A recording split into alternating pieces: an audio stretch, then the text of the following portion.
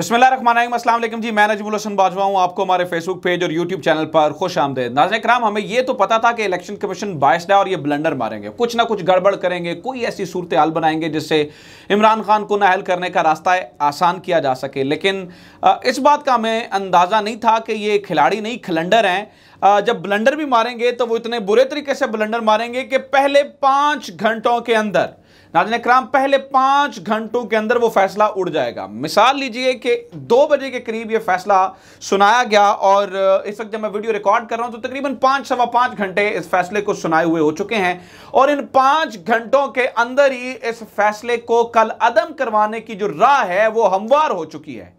क्योंकि अहम तरीन बात यह है कि इस फैसले के ऊपर जो डिटेल फैसला आना था उसके ऊपर वो आ नहीं रहा था, वो रुका हुआ था। तब खबर फैलना शुरू हो चुकी थी कि ये इलेक्शन कमीशन ऑफ पाकिस्तान के एक मेंबर ने इसके ऊपर दस्तखत नहीं किए, बड़े फोर्स लगाई गई, बड़े फोन्स करवाए गए, प्रेशर डलवाया गया, लेकिन वो मेंबर दस्तखत नहीं कर रहा था और वो फैसला रुके हुए था। बिल आखिर पूरी कोशिश करने के बावजूद, मुबैना तौर पर पूरी कोशिश करने के बावजूद, जब उस मेंबर ने दस्तखत नहीं किए तो उस मेंबर के दस्तखत के बगैर इस फैसले को जारी किया गया है।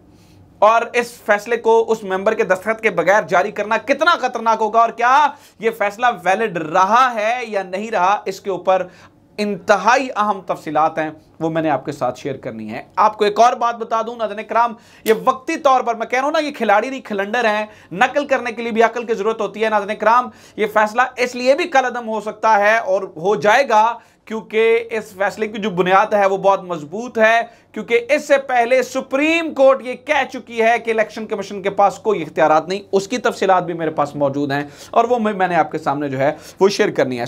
और भी बहुत सारी अपडेट्स हैं। इस वक्त एहतजाज की क्या सूरत हाल है, फिच ने जो पाकिस्तान को डाउनग्रेड किया है उस बारे में भी, और मुज़ाकरात की खबरें चलवाई जा रही हैं, इसमें क्या अपडेट है, ये सारी चीज़ें एक एक करके आपके साथ शेयर करते हैं। सबसे पहले ज़रा इस फैसले के बारे में थोड़ी सी तफसीलात जान लीजिए।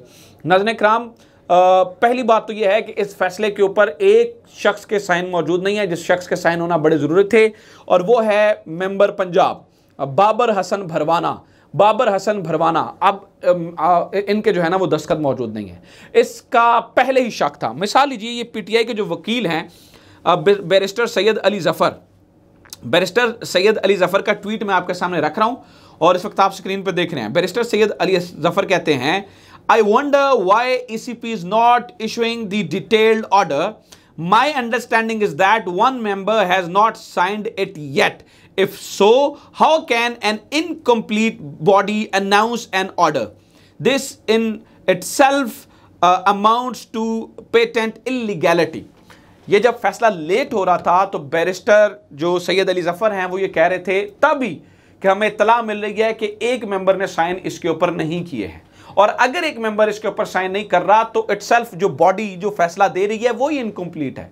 और जब इनकम्प्लीट बॉडी होती है तो वो फैसला कैसे दे सकती है? ऑटोमेटिकली ये फैसला इलीगल हो जाता है। जब मैंने इस ट्वीट को पढ़ा तो मैंने इसके ऊपर वीडियो नहीं बनाई और मैंने कहा कि मैं इंतजार करूंगा और देखेंगे कि इलेक्शन कमीशन इसके ऊपर क्या टेक लेता है और वो मेंबर क्यों नहीं दस्तखत कर रहा है और वो कौन सा मेंबर है। उसके बाद नाज़रीन किराम डिटेल जब आई तो ये उसकी कुछ तफसीलात मेरे सामने आ गई हैं। अब सुने इलेक्शन कमीशन की जानिब से क्या वजाहत दी गई। The detail judgement did not have the signature of the member Punjab of ECP Babar Hassan Bharwana. A statement by the ECP told that member Punjab was ill, which is why he could not sign the verdict. तो जो member Punjab हैं बाबर हसन भरवाना, उनके दस्तखत इसलिए नहीं है क्योंकि election commission of Pakistan ये कहता है कि वो बीमार थे। अगर वो बीमार थे नाज़रीन इकराम, मैं मान लेता हूँ वो बीमार थे, तो वो बीमार आज सुबह तो नहीं हुए होंगे कि उन्होंने चीफ इलेक्शन कमिश्नर को फ़ोन करके कहा होगा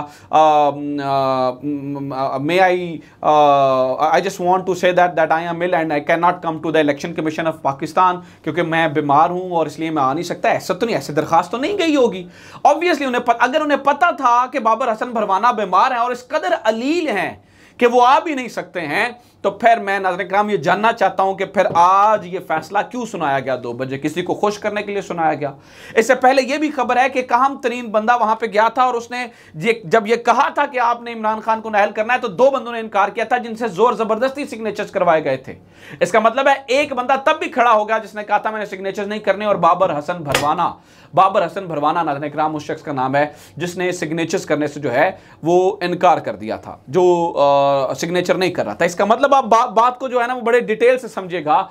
इसका मतलब ये हुआ कि वो पूरा प्रेशर डालने के बावजूद भी बाबर हसन भरवाना जो है वो सिग्नेचर्स नहीं कर रहे थे। अब इसके ऊपर कानूनी राय ये है जो इनिशियली आ रही है, क्योंकि बैरिस्टर सैयद अली जफर ये कह रहे हैं कि ये फैसला इटसेल्फ ही इल्लीगल हो जाता है। अच्छा, एक मिनट के लिए मान लीजिए कि बाबर हसन भरवाना ने भी वो सचमुच ही बीमार हो गए और वो सिग्नेचर्स भी कर देते हैं, चले मान लेते हैं कल को सिग्नेचर्स भी हो जाते हैं, मान लेते हैं कि एक मिनट के लिए ये फैसला लीगल भी हो जाता है, तो नाज़रीन इकराम इस फैसले की स्टैंडिंग क्या है वो मैं अब आपके सामने रख देता हूं। इस फैसले की स्टैंडिंग ये है, इस वक्त आप सुप्रीम कोर्ट के वर्डिक्ट के इस मामले पे ये हुआ था 2018 में, यस याद आ रहा है मुझे, 2018 में जो सलमान नईम वाली सीट है उधर जनूबी पंजाब की, जो शाह महमूद कुरैशी के खिलाफ लड़े थे, तब तहरीक इंसाफ में थे। शाह महमूद कुरैशी के खिलाफ इसलिए लड़े थे कि आज़ाद लड़े थे, फिर तहरीक इंसाफ में शामिल हो गए थे, और फिर आपको याद होगा कि वो नून लीग में भी गए। 2018 में मेरे ख्याल से जब वो नाअहल हुए थे, इलेक्शन कमीशन ऑफ पाकिस्तान ने उन्हें नाअहल कर दिया था, तो वो सुप्रीम कोर्ट चले गए थे, और सुप्रीम कोर्ट में इस फैसले को देखा था जस्टिस मुनीब अख्तर ने और जस्टिस सैयद मंसूर अली शाह ने, और उन्होंने एक फैसला दिया था। उसका पैराग्राफ मैं आपके सामने पढ़ के सुना देता हूं। वो कहते हैं, in our view there is no power or jurisdiction inherent in the commission itself in terms of article 218 subclause 3 to consider the qualification or disqualification of the candidate या member। इसमें वो कहते हैं कि आर्टिकल 2018 सब क्लॉज 3 के मुताबिक कोई power तक जुरिस्डिक्शन है ही नहीं है कमीशन के पास कि वो किसी भी मेंबर की अहलियत या ना अहलियत का फैसला करे, whether as an independent stand alone issue और as a part of an election dispute, set the majority judgement authorised by the justice Munib Akhtar and endorsed by the justice Syed Mansoor Ali Shah. तो जस्टिस मंसूर अली शाह ने जो है ना वो इसको इंडोर्स किया था। अब इसके मुताबिक इसका मतलब ये हुआ नाज़रीन इकराम, इस बात को समझ जाइएगा, इसका मतलब नाज़रीन इकराम ये है कि इसकी कोई स्टैंडिंग ही नहीं है, इस फैसले की कोई स्टैंडिंग नहीं है, क्योंकि सुप्रीम कोर्ट ऑफ पाकिस्तान बजाते खुद ये कह रहा है। अब जनाबे वाला जब ये वीडियो जाएगी तो बताया जा रहा है, अभी चूंकि रिकॉर्ड हो रही है तो तब तक हो सकता है ये पब्लिश हो जाए रात 8:30 बजे। बताया ये भी जा रहा है कि इमरान खान एक अहम तरीन खिताब करने जा रहे हैं। इस अहम तरीन खिताब के अंदर इमरान खान अगला लाएअमल देंगे। मैं आपको ये भी बता दूं कि इस वक्त लॉन्ग मार्च की ज़रूरत इमरान खान को नहीं है। मैं बड़ी ज़िम्मेदारी से आपको बता रहा हूँ, मैं बहुत ज़िम्मेदारी से आपको बता रहा हूँ कि लॉन्ग मार्च की ज़रूरत इमरान खान को नहीं है, किसी और को है। कोई और चाहता है कि लॉन्ग मार्च हो। वो कोई कौन है मैं इस बारे में ज़्यादा बात नहीं करूँगा। वो कोई जो भी है वो ये चाह रहा है कि इमरान खान लॉन्ग मार्च करें, ठीक है, और वो ये चाहता है कि इमरान खान के लॉन्ग मार्च से ओवरऑल ऑब्वियसली फ़ायदा हो। तो इमरान खान, लिहाजा इमरान खान अब देखते हैं कि वो एक्सट्रीम पॉइंट पे जाते हैं या नहीं, लेकिन इमरान खान जो है ना वो बड़े सोच समझ के फैसला लेंगे। अब ये भी देख लीजिएगा कि इसका असर ये हुआ है कि अगर ये फैसला कौम के हक़ में होता तो होना तो ये चाहिए था कि आज स्टॉक ऊपर जाती, क्योंकि हम फैटफ से भी और ये भी निकलने की बात हो रही है, फिर लोन भी पास हो रहा है और ये इस तरह की बात हो रही है। चाहिए तो ये था कि हम आज हमारी स्टॉक एक्सचेंज ऊपर जाती। आज स्टॉक एक्सचेंज नीचे क्यों गई? क्योंकि ट्रस्ट लोगों का इमरान खान के ऊपर है। चाहिए तो ये था कि आज पाकिस्तान मजीद मजबूत होता, लेकिन नाज़रीन किराम फिच ने डाउनग्रेड करके इसको B नेगेटिव कर दिया है। CCC+ जो है ना उससे डाउनग्रेड करके पाकिस्तान को, इसका मतलब डिफ़ॉल्ट होने के ख़तरे के करीब पॉलिटिकल इंस्टेबिलिटी की वजह से कर दिया। तो ये सूरत हाल है जनाबे वाला। 5 घंटों के अंदर ओ पे आ जाए इलेक्शन कमीशन का फैसला, ठीक है, ओ पे आ जाए फैसला, क्योंकि मैं अगेन कह दूँ ये खिलाड़ी नहीं खिलंडर हैं, इनसे ये भी नहीं हो सका। अपना ख्याल रखें। खुदा हाफ़िज़। पाकिस्तान जिंदाबाद।